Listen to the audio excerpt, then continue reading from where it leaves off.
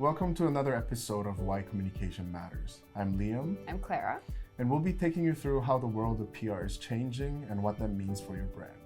The pandemic has impacted all the industries and business around the world, including communications. We've observed how these changes have affected all the media and how people are communicating these days.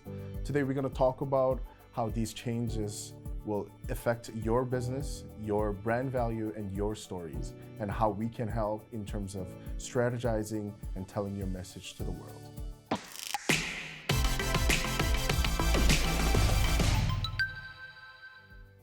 Hi, Liam. Hi. Thank you for being here and welcome to Singapore. Thank you. So tell me, how have you observed the industry to have changed over the past couple of years? What kind of changes have you noticed in terms of newsroom changes, how journalists today operate, and how do you think that's impacted the kind of work that we do? How does that impact how our clients pitch for stories, for example? I think all in all, there's a huge trend that's going towards the digital market, obviously. And especially in our Korean market, big trend that's happening is the whole rise of the newsletters. Okay. And I'm not talking about brands that's developing their own newsletters per se, but more of these major publications providing trend and insights of industry beats and things of that nature right into their newsletters and then providing it for the audience. And they're spending huge amount of resource and finance in that. And on top of that, they're also reducing the number of staff and headcounts in the prints department, and things are really happening more towards the digital sector. And that's definitely the trend that's happening in Korea. Yeah, I think we see something very similar in Singapore as well. I think in today's day and age, readers are increasingly preferring to consume their news online. So newsrooms are definitely shrinking in Singapore, but what I've heard is that actually publications are hiring more for the digital desks rather than the print desk. And I think that whole strategy just goes into feeding into how readers are now consuming the news. In terms of Korean market, there's a huge audience sort of channeling into the news portals more than actual publication itself. And this whole newsletter trend, it almost feels like they're trying to pull that strength away from the portals. And that's going to play a major role in terms of, even for us to promote our clients and brands that we work with into a specific market like Korea. For brands that are especially unfamiliar to Korean audiences, it's really like a light, very tasteful way for them to get a glimpse of what the brand is like, how they're changing the industry, and that's setting the precedent for a lot of brands to enter into the market in a more efficient way. Right. So I think one thing that's also becoming more prevalent in our industry today is the increasing collaboration between actually PR people as well as journalists. So in the past, most of the power actually lies with the journalists. They essentially decide what makes news. Right. But today they are also looking for support from PR people on helping them identify what makes news, what kind of news would their readers want to read. So there is that kind of increasingly collaborative effort between these two stakeholders. Right, and the thing about our market, and I think it's sort of similar across the board, a lot of traditional print-based markets, they struggle so much through this pandemic period.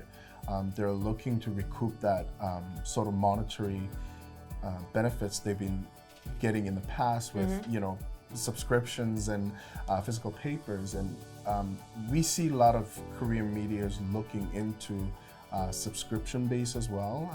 There's a publication that's been in sort of subscription model for a long time, doing things like for their subscription base, they'll provide a news like on the spot, and then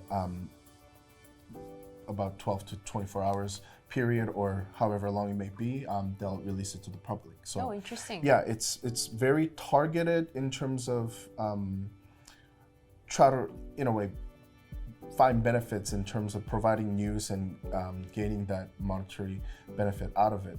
But they've been struggling so much in the past 2-3 years. There are a lot of major publications are heavily looking into subscription models. Okay. Yeah, I think that's something that has been around for quite a while now, and I think we'll only continue to see more digital publications move towards that kind of revenue streams, especially with the decline in print. Yeah, and I think they can only do so much in terms of trying to find more ways to generate revenue with advertisement and like that. And so by also for them to go digital, social, and more platforms that they're on, it's going to be better for them to be financially stable in a way. Yeah. So just moving on to our next question. So how do you think the pandemic has really affected our industry? How does that change the way that you would approach pitching a story? I think domestically, for like Korean market specifically, definitely changes. There's option to do virtual, option to do, like a Zoom interviews and things like that. But I think this whole pandemic really gave everyone opportunity to say, you know what, like the world is connected. It's a lot easier to go abroad. But I think there are consequences because of that. Okay. I think I believe in seeing people in person and trying to get that energy, and then some of the informations and interviews sometimes you see on TV sometimes gets a little lost when it's done in virtual way. So when the two people are in the room actually speaking to each other and then generating quality contents, there's definitely strength in that. And though, yes, we are talking about how it changed over pandemic period, I think once the whole COVID-19 situation is done, I think there's going to be desire to go back to that. I actually think it would be slightly different in Singapore. Right. So in the past, whenever one of our clients were to go on to a radio interview, for example, you would have to actually make a trip down to the radio station, you would have to sit in the studio and take an interview. But now, even though social distancing rules have kind of been a little bit more lax, you are allowed to go back to the studios, but I still see journalists wanting to conduct their interviews over Zoom. And maybe that's become a more preferred way to conduct things. Maybe it's just more efficient. But actually how that has impacted our clients is that, in the past, if you had a spokesperson based in Europe, you would need to have them fly down to Singapore for this kind of interviews. Broadcast, radio, they all have broadcasting studios here. You would need them to come down physically to be able to front those kind of interviews. But now that everything is being done through Zoom, you can essentially get your spokesperson to just dial in. And for journalists, it also benefits them in a way where they now get access to a pool of a much wider perspective. And I think that makes for more global and better stories. Yeah, and I think what you said is absolutely right. And I think there will be a trend towards that, continue to grow. But there's also a huge wave of this journalistic approach where now they, especially in Korea, they want to meet them now. Now the doors are opening, the masks are coming off. They really want to meet the person. And obviously there's two different schools. Some people are still wanting to do virtual, via Zoom, just over the phone, whatever. But I see a lot of journalists just eager to get out and just see the CEO. Definitely. Just meet them in person and say, hey, really trying to get something out of them in person. And when you meet, like we do, when you meet somebody in person, I truly believe that strength and energy that comes from being in a physical space with another person. Well, maybe then it would be the case where, in person if we can, but if we cannot, that does not really limit or stop the story. So maybe we'll just see more of that moving forward. Yeah, and I think it opens up more opportunities because of that, right? Yeah. We're not bound by physical locations anymore, of course. Yeah, so I think there will be a good balance of both. Yeah. Definitely continuing, but yeah, like you said, what we didn't think was possible, pandemic has opened the door and Yes. said, hey, it can be done. Yeah. I also wanted to get your thoughts on, the rise of fake news during the pandemic. How do you think that has changed, readers' perception of the news? Do you think they have become more discerning? How do you think that has impacted, the way they consume news, and how has the media changed to connect that? Right. The Korean audience, they're so fixated on news portals like Naver, Daum, and portals like that, and they have trouble. I mean, they already have trouble trusting the news anyway. If I'm not mistaken, in terms of trusting the media, Korea sits like way at the bottom of the barrel. Okay. And pandemic actually forced them to trust them a little more. Okay. Which was quite surprising. But the factual side of it, I don't think it will ever gain to a level where we can just say that was on the news and that's the right thing. Like the trustworthiness has been sitting so low for such a long time. Yeah, and that actually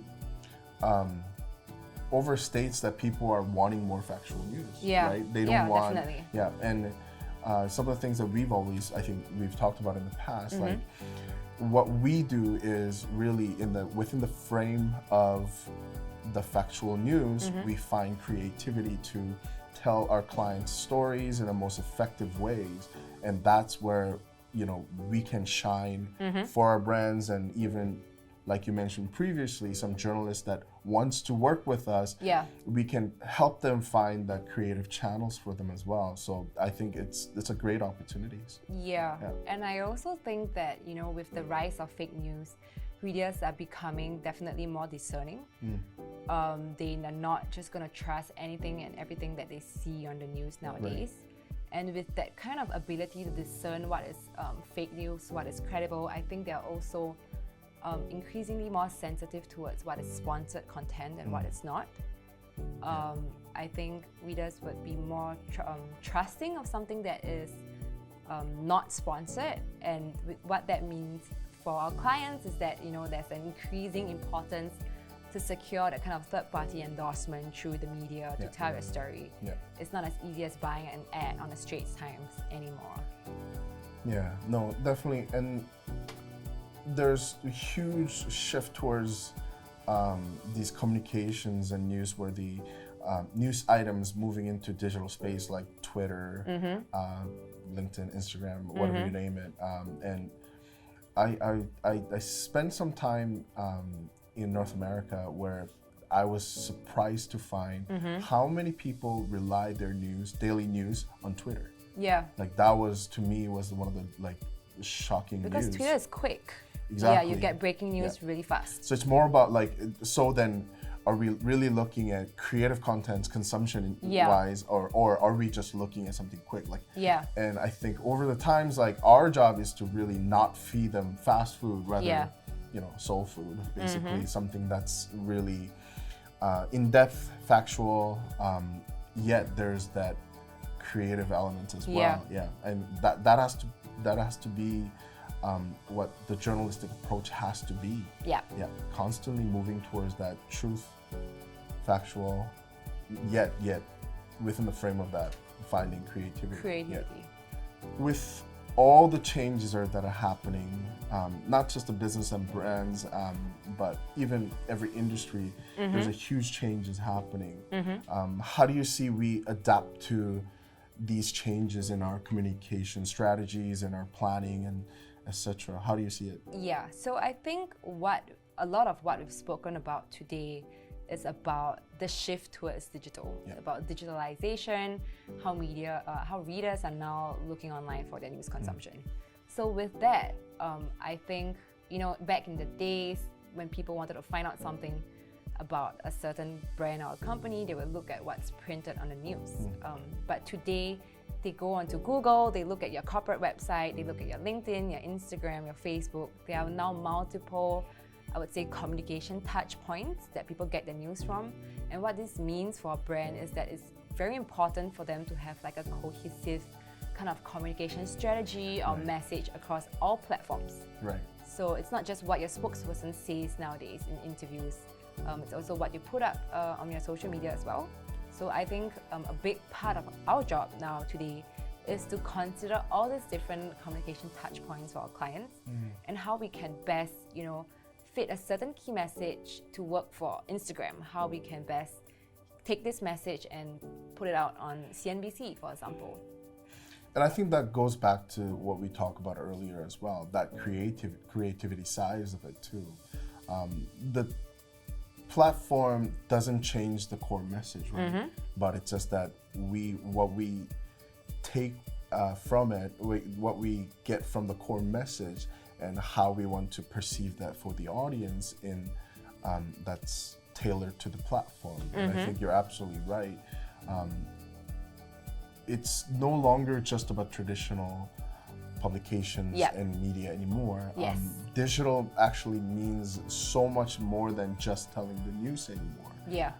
We have to consistently reach for other creative platforms that are willing to help us tell our clients, our brands, and ways to find strategic points for our communications to happen. Definitely. So then, having said all that, what are some of the sort of top tips that you can suggest all these brands and clients that, like, hey, the world is changing in communications. How do you keep up? Exactly. How are you going to find that? I kind of like to say, like, your juice, basically. Like, what's going to make people go after that? I think something that's very important today is to remember that public relations is not just about putting a spin on things. Actually, it is very important to be genuine, to be factual. You have to have hard proof points to back up everything. And that's what journalists are looking for. You can say that you're the best, you're the most, you're industry leading, you're the most innovative, but what is the stats to back that up? So I think that's something that all brands have to consider. It's not just about putting out fluffy messages. Right. It's about proving that, you are the best if you claim to be so.